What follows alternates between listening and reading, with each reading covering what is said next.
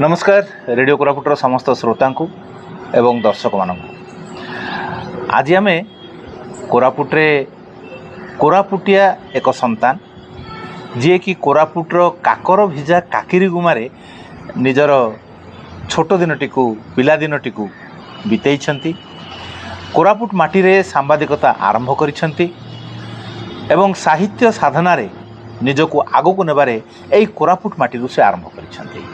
तेबे एई जो अनन्य यात्रा भितर से वर्तमान पहुँची जाइछंती जातीय स्तर रे खूब ना करिसेंती एवं निज गोड़े निजे ठिया हबार जो संकल्प तांकू एक नूतनत्व दिग आड़ को नहीं जाइछि। आज तांकू कोरापुट में पाइछु तेणु से होउछंती शक्ति शंकर दास। आपण मैंने समस्त देखी कोरापुटे जो से कोरापुटे ई टीवी रे काम करुले बहुत सुंदर सुंदर रिपोर्ट गुड़िक से प्रकाश पाउला। बहुत सुंदर तांकर उपस्थापना साहित्य एवं ओडिया भाषा उपरे तांकर जो दक्षता तांकर जो दखल ता निश्चित भाव में अभिनंदनीय। तेणु शक्ति भाई को आम पाइछु कोरापुटे आज यही अवसर में तांको सहित आम कथबार्ता करवा तांकर एई अनन्य यात्रा कोरापुटरू दिल्ली दिल्ली पुणी थे भुवनेश्वर एवं भुवनेश्वर वर्तमान पुणी थे कोरापुट यही जो यात्रा निरंतर यात्रा यही यात्रा संपर्क में एवं तांकर भविष्यतर कार्यप्रणाली संपर्क में भाई आपन को आम स्वागत करुँ रेडियो कोरापुट को आम निश्चित भाव में अभिनंदन जनइबू आपन को जे आप कोरापुटर काकिरी गुमारू आरंभ करी काकर भिजा सकाल ठार आरंभ करी रातिर जो कुहुड़ी भरा राति पर्यंत यही जो समग्र जीवन धारा विभिन्न कथार उपलब्धि नहीं केमिति आपन यात्रा रही। हाँ जिते बड़े कारण पढ़ापढ़ी सबू कोरापुट रे मोर पढ़ापढ़ी परवर्ती समय पोस्ट ग्रेजुएसन अन्य जिनस गुड़िक सब भुवनेश्वर और बाहर सब पढ़ापढ़ी है। तेणु परवर्ती समय जिते सांबादिकता प्रति आग्रह था विशेषकर लेखालेखी प्रति अधिक रुचि था से सांबादिकता पर परे मुझे प्रथम ई टीवी रे काम कली मत से गोटे पचारागला जे आप कौ जगार काम करेंगे। तेणु सेतेबेर जो कर्मकर्ता मैंने से विचार कले जेहेतु साहित्य सृजनशीलता ये सब प्रति आग्रह रही तेणु कोरापुट भली जगार हूँ तो कम कले आम भल हम। तेणु से कोरापुट काम करुली आबी कोरापुट रो जो संस्कृति और परंपरा ये सबुठु स्वतंत्र एठाकार जीवन शैली कहतु चिंताधारा कहतु लोकंर सरल पणिया कहतु ये सब साधारणतः अन्य जगार आम साधारणतः पाऊना। ये सब दृष्टि देखिले जितेबाला आम सांबादिकतार कथा कहले कारण ये गोटे भरपूर सुजोग मिलता कारण खूब छोट छोट जिनिस जमी आप कहले जो काकर कथा कहले गोटे गाँव ना से थंडा पड़ुवा कारण काकर पड़ुवा कारण हो पारे तेणु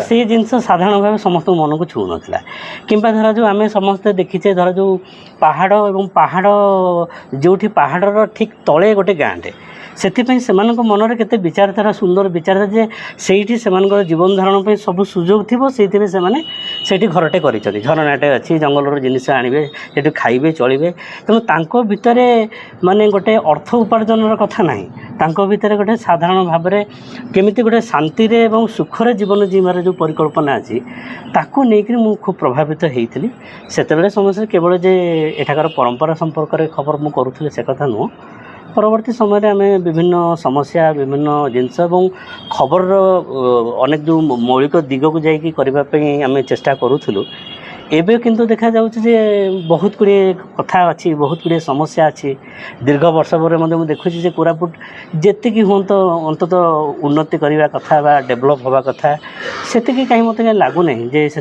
उन्नति होती जो जो दिग गुड़िक रही से सब जिनस कहीं आलोचना भीतर को आसी पार्टी मोर मन हो सांस्कृतिक विभव दिगरे अवक्षय निश्चय कारण देखो एवं जमी देखु आम राजधानी रे देखुचे जे लोक बर्तमान मांडिया को आदरिंट ସ୍ୱାସ୍ଥ୍ୟଗତ କାରଣ ହେଉ ବା ଯେକୌଣସି ଜିନିଷ ପାଇଁ ଆମେ ଆଦରୁଛନ୍ତି। କିନ୍ତୁ ଆମେ ଏଇଠି ଦେଖୁଛୁ ଯେ ବର୍ତ୍ତମାନ ଆଦିବାସୀଟିଏ ମାଣ୍ଡିଆକୁ ପସନ୍ଦ କରୁନାହିଁ, ସିଏ ଚାଉମିନ ପଛରେ ସେମାନେ ଧାଇଛନ୍ତି। ସେମାନେ ନିଜର ସଂସ୍କୃତି ନିଜର ବେଶଭୂଷାକୁ ନେଇ ଗର୍ବ ଅନୁଭବ କରିବା କଥା, କିନ୍ତୁ ତାଙ୍କ ମନ ଭିତରେ ସେମାନେ ମଡ଼ର୍ଣ୍ଣ ହେବାକୁ ଚେଷ୍ଟା କରୁଛନ୍ତି। ତ ମଡ଼ର୍ଣ୍ଣଟା ଗୋଟେ ନିଜର ବିଚାରଧାରା ଭିତରେ ହେବା କଥା। ତେଣୁ ଏସବୁ ନେଇ ନିଜେ ଗର୍ବ କରିବା କଥା। ତାପରେ ସବୁଠୁ ବଡ଼ କଥା ହେଉଛି ଯେ ଯେଉଁ ଶିକ୍ଷାର କଥା, ଏଜୁକେସନରେ ଏଠି ସମସ୍ତେ ଗୋଟେ କମ୍ପ୍ଲିଟ୍ ଏଜୁକେସନ୍ ପର୍ଯ୍ୟନ୍ତ ଯାଉନାହାନ୍ତି। ପ୍ରାୟ ଜାଗାରେ ଦେଖିବେ ଯେ ଆପଣ ମ୍ୟାଟ୍ରିକୁଲେଟ୍ ହେଲେ ବା ଧର ଯେଉଁ +2 ପର୍ଯ୍ୟନ୍ତ ପାସ୍ କଲେ, ଖୁବ୍ କମ୍ ପିଲା ଗ୍ରାଜୁଏସନ୍ ପର୍ଯ୍ୟନ୍ତ ଆଦିବାସୀ ପିଲା ସେମାନେ ପାଠ ପଢ଼ୁଛନ୍ତି। ଆଉ ଯେଉଁ ପାଠ ପଢ଼ୁଛନ୍ତି ସେଇ ଅନୁସାରେ ଡେଭଲପମେଣ୍ଟ ହେଉନାହିଁ। ତେଣୁ ଯେହେତୁ ଶିକ୍ଷାଗତ ସ୍ତରରେ ସେତିକି ଉନ୍ନତି ହେଉନାହିଁ, ମୋରାଲ ଡେଭଲପମେଣ୍ଟ ମଧ୍ୟ ହେଉନାହିଁ, ତେଣୁ ସେ ଦୃଷ୍ଟିରୁ ଏଇ ଜିନିଷ ଗୁଡ଼ାକ ଅବକ୍ଷୟ ହୋଇଯାଉଛି। ଦେଖ ଆପଣ ଏଇଠୁ କୋରାପୁଟରୁ ଇଟିଭିରେ ଇଏ କଲା ପରେ ତାପରେ କେଉଁଠିକି ଗଲେ, ଭୁବନେଶ୍ୱର ଗଲେ ନା ଦିଲ୍ଲୀ ଡାଇରେକ୍ଟ ପଳେଇଲେ ନା କ'ଣ କେମିତି କଲେ? ହଁ, ତାପରେ ମୁଁ କିଛି ଦିନ OTVରେ କାମ କରୁଥିଲି ବାଲେଶ୍ୱରରେ। ପରବର୍ତ୍ତୀ ସମୟରେ ଭୁବନେଶ୍ୱରରେ ଦୀର୍ଘ 2 ବର୍ଷ ଧରି କାମ କରିବା ପରେ ମୋତେ ଜି ନ୍ୟୁଜ୍ର ସୁଯୋଗ ଆସିଥିଲା। ଜି ନ୍ୟୁଜ୍ର ଗୋଟେ ଇଣ୍ଟିଗ୍ରେଟେଡ୍ ମିଡ଼ିଆ ଡେସ୍କ ରହିଛି, ଯେଉଁଥିରେ କି ମାନେ ସାରା ରାଜ୍ୟର କିଛି କିଛି ଟିମ୍ ସେଠି କାମ କରନ୍ତି। ମୋତେ ସେଠି କାମ କରିବାର ସୁଯୋଗ ମିଳିଲା। ଆଉ ସେଇଠି ମୁଖ୍ୟତଃ ଆମେ ଓଡ଼ିଶାର ଖବରକୁ କେମିତି ଜାତୀୟ ସ୍ତରରେ ପହଞ୍ଚି ପାରିବ ତା ବାବଦରେ ଆମେ କାମ କରୁଥିଲୁ। କେତେ ସହଜ ଥିଲା? ଗୋଟେ ଓଡ଼ିଶା ସବୁବେଳେ ଗୋଟେ ଲେସ୍ ପ୍ରାୟୋରିଟି ଏରିଆ। ନାଇଁ, ଜାତୀୟ ସ୍ତରରେ ଓଡ଼ିଶାର ଖବରକୁ ବହୁତ ଗୁରୁତ୍ୱ ମିଳେ। କାରଣ ଓଡ଼ିଶାରେ ଯେଉଁ ସୁନ୍ଦର ସୁନ୍ଦର କନସେପ୍ଟ ରହିଛି ବା ଯେଉଁ ଖବରର ଦିଗ ରହିଛି, ସେଇଟା ସାଧାରଣତଃ ଅନ୍ୟ ରାଜ୍ୟମାନଙ୍କରେ ଏତେଟା ସୁନ୍ଦର ଢଙ୍ଗରେ ନାହିଁ। ଯେମିତିକି ମୁଁ ଆପଣଙ୍କୁ ବହୁତ ଗୁଡ଼ିଏ ଉଦାହରଣ ଦେଇପାରିବି। ଯେମିତି ଦେଖନ୍ତୁ, ଭିତରକନିକାରେ ଗୋଟେ ଗୋରି କୁମ୍ଭୀର ରହିଛି, ଯିଏକି ଆଜି ପର୍ଯ୍ୟନ୍ତ ସେଇ ପ୍ରଜାତିର କୁମ୍ଭୀର ବର୍ତ୍ତମାନ ସାରା ବିଶ୍ୱରେ ବିରଳ, କିନ୍ତୁ ତା ସମ୍ପର୍କରେ ଖୁବ୍ କମ୍ ଲୋକ ଜାଣନ୍ତି। ହେଲା, ଗୋରି କୁମ୍ଭୀର ଭଳି ତାକୁ ପ୍ରଜନନକ୍ଷମ କରିବା ପାଇଁ ସରକାର ଏଥିରେ ବର୍ଷ ଧରିକି ଉଦ୍ୟମ ହେଇଛି, କିନ୍ତୁ ତାକୁ ସାଧାରଣ ଲୋକ ଜାଣନ୍ତି ନାହିଁ। କିନ୍ତୁ ତା'ର ଯେଉଁ ପ୍ରଜାତି, ତା'ର ଯେଉଁ ରଙ୍ଗଢଙ୍ଗ, ସେଇ ଜିନିଷକୁ ନେଇକରି ବିଭିନ୍ନ ସମୟରେ ଯେତେବେଳେ ଜାତୀୟ ସ୍ତରର ଖେଳ ହେଉଛି ତାକୁ ନେଇକରି ପ୍ରମୋଟ୍ କରାଯାଉଛି, କିନ୍ତୁ ସେଇ ଜିନିଷଟି ଯେ ଓଡ଼ିଶାର ଗର୍ବ ଗୌରବ ଲୋକ ଜାଣନ୍ତି ନାହିଁ।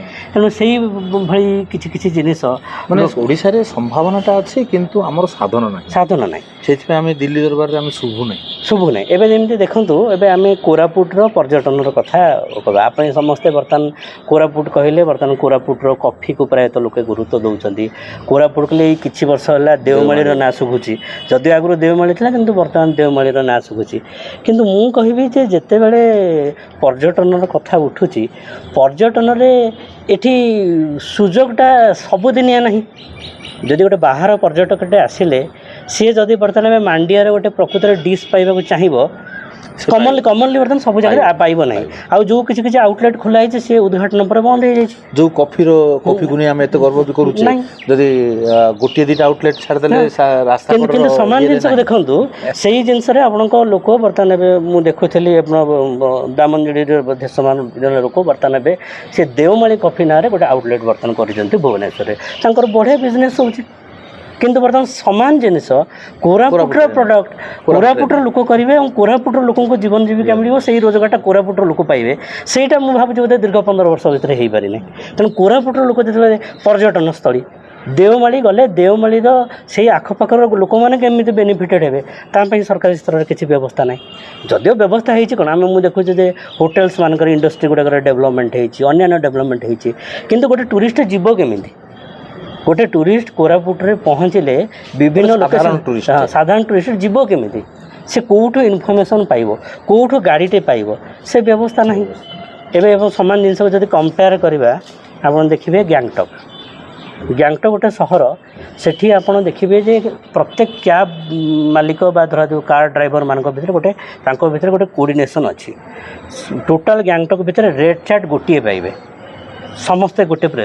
ଯଦି ଆଉ ଜଣେ କୁଆଡ଼େ ଟୁରିଷ୍ଟ ଯିବା ପାଇଁ ଚାହୁଁଥିବେ, ତାକୁ ସମସ୍ତେ କୋଲାଟେରଲି ସପୋର୍ଟ କରୁଛନ୍ତି। ଆମର ଏଠି ନାହିଁ।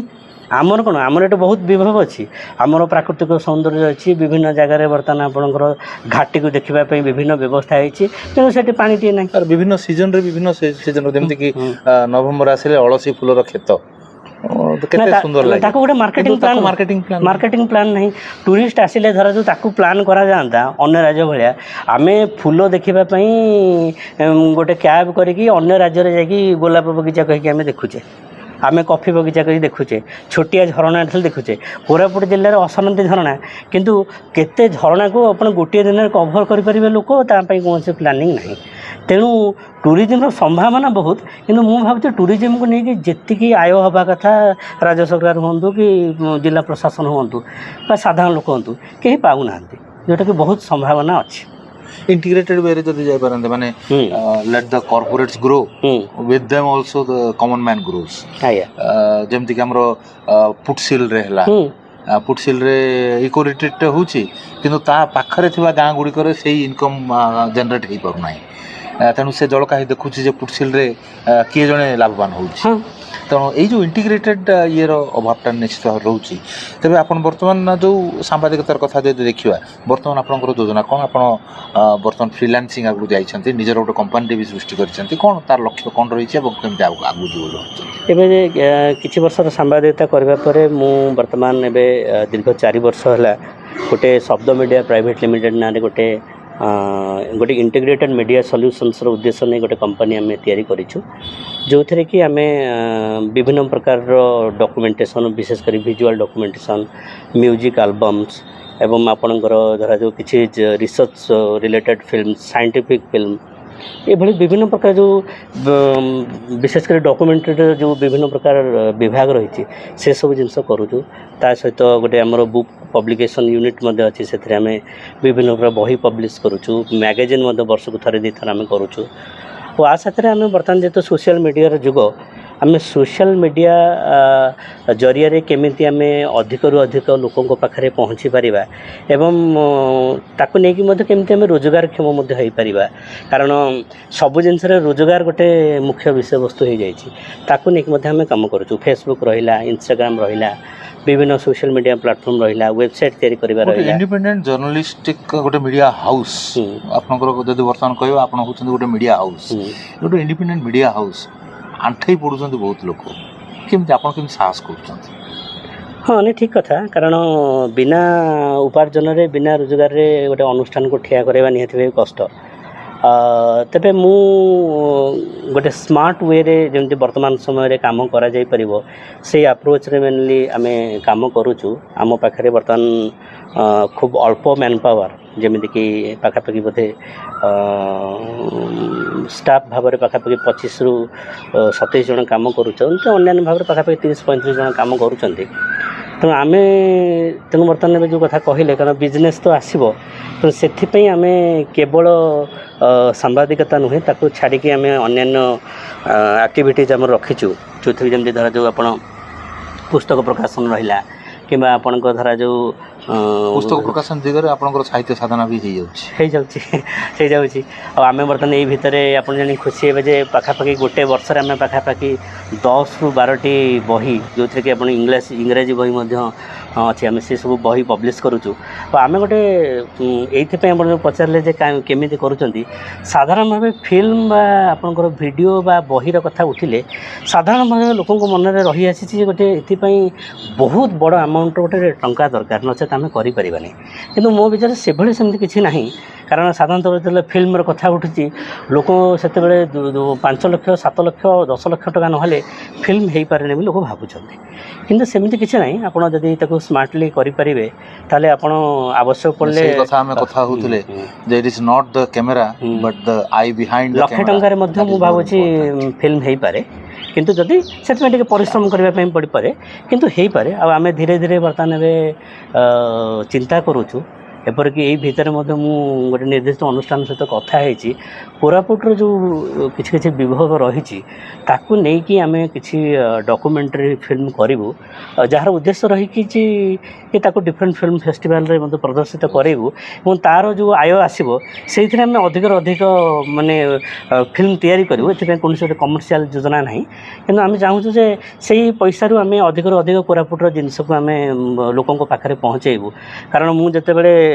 विभिन्न जगार जाऊँगी जो संपर्क अनेक गुटे कथा जो देखा समस्त मन में ये सब जगह प्रति आग्रह सृष्टि होची किंतु जेहेतु ये अंचल से सुविधा नहीं कारण गोटे कौन भिजिटर आसिले तापाई केवल आकोमोडेशनटा गुरुत्व नुह बाकी अन्य जेहेतु सुविधा नहीं गोटे भल आपणकर गोटे इन्फ्लुएंसर मिले ना टूरिस्ट गाइड मिले ना बार समस्त जिनस जानवे ना रिसर्च आर्टिकल्स मिले जदि सुबाई पळेला से खाली मंदिर टाक देखला किंतु सेठी जानि पारला नाही जे यार इतिहास कोन इतार इतिहास नंदपुर रे बुलिला किंतु तार इतिहास कथा कि जानि पारला रांडुडुमा को देखिला किंतु इतिहास आमे एग्जांपल निया धर जयपुर राजबाटी इतिहास बहुत खूब कम लोक मु कहबे जे से माने जानि चंती इतिहास किंतु गोटे टूरिस्ट मते जानिबो किंतु जानिबो कहां पे को जीवो सेति पे प्रशासन व्यवस्था करबा कथा तेणु धीरे धीरे आम भी मतलब चिंता कर विभिन्न जिला प्रशासन साथ किसी कथा हबू आम ये भीतर गोटे नुआ योजना भी आम करूँ जे जिते सब बड़ बड़ मंदिर रही विशेषकर ऑल ओवर ओडिशा रे विभिन्न मंदिर रही जहाँ संपर्क लोक तार इतिहास तार जियोग्राफिकल कंडीशन तार कल्चर ता विषय जानवा चाहूँगी आम तेणु चाहूँ जे से गोटे डिजिटल ग्रोथ प्लान रे सामिल हूँ यही क्रम आम प्रथमे सोनपुर पाताली श्रीक्षेत्र को आम प्रथमे करूँ गोटे खूब मिनिमम बजेट रे आम गोटे वेबसाइट तैयारी करूँ जो थे कि संपर्क में आप अनेक इनफर्मेशन पाइपर अनेक तथ्य पाइपर ता साथी आपणकर धरा जो से आप खावाई आप बुकिंग करेंगे कौन से बाहागर व्रतघर ठार कौन से इभेंट बुकिंग करेंगे आईटा से आम द्वारा करने द्वारा मैन पावर लेस घटी कारण सब जिनस जेहतु एआई जरिया अन्य जरिया हो जाऊँगी तो गोटे काल्कुलेसन करने गोटे अकाउंटिंग जो आवश्यकता अलग आवश्यकता था से गुड़ाक हो लोकप्रियता पाँच धीरे धीरे आम से स्कीम टाक आम सारा ओडिशा चिंता करूँ जे से गोटे मिनिमम जी खर्च हम ताकू आम नबू एवं ओडिशार जो जो प्रमुख मंदिर रही कमी डिजिटल मैप्रे केमी गूगल मैप्रे से स्थानित हे जमी जे कहीं संपर्क में आटलिस्ट गूगल रे खोजिले से डिटेल सब जिन सर्चेबल भाव में पाइपर से आम चेष्टा कर धन्यवाद शक्ति भाई आपन सहित विस्तृत भाव में कथा है कोरापुटरू दिल्ली दिल्ली भुवनेश्वर एवं यही जो विभिन्न कथा विभिन्न योजना एवं सबू भितर कोरापुटर उन्नति केमती हम कोरापुटर अग्रगति केमती हम कोरापुटर पर्यटन विकास केमती हम सारा ओडिशार मंदिर गुड़िक विषय लोक मैंने जानवे केमती प्रथम कथा लोके ओडिशा विषय जानवे केमती यही सबू जाक जो मनरे खेलुछि आपणकर प्रश्न ताहा आपन यह जणाई दूछि जे आपन केते भल पाती ओडिशा को केते भल पाती कोरापुट को केते भल पाती सांबादिकता को यही भल पाइबा बंची रहू यही भल पाइबा आगू बढ़ू आपन जहाँ भी करूछंती सेथिरे प्रभु जगन्नाथ सहाय हुंतु यही आशा सहित रेडियो कोरापुटर समस्त श्रोता तरफ शक्ति भाई पाखे कृतज्ञता जनाई रेडियो कोरापुटर समस्त श्रोता और दर्शकों पाखे आम तरफ कृतज्ञता जनाई जे आपण एत समय आम सहित कथबार्ता शुणी एवं आनंद नहीं विदाय नौछु सामयिक पुणी थे आउ एक एपिसोड देखा हे से पर्यंत रेडियो कोरापुटर CH शांताकर को विदाय दिंतु नमस्कार।